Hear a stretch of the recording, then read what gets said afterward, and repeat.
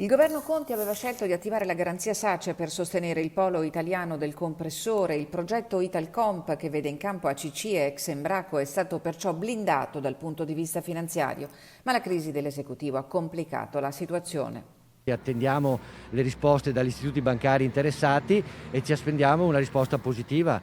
Il governo ha fatto le scelte, la possibilità che il progetto Italcomp possa nascere oggi è sicura, perché anche gli atti formali sono stati depositati a Invitalia e al Ministero, e quindi noi ci auguriamo che tutti gli attori siano conseguenti. Regione Veneto e Regione Piemonte, dove ha sede ex Embraco, si sono incontrate la scorsa settimana per rideterminare ancora una volta la volontà di appoggiare il progetto Italcomp.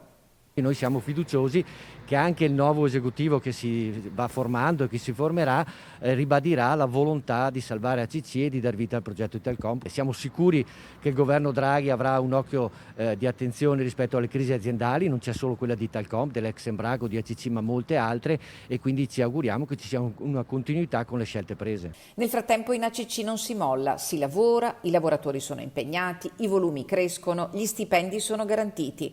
Però la situazione va monitorata, avvisa Stefano Bona all'uscita da un incontro in videoconferenza con il commissario straordinario Maurizio Castro.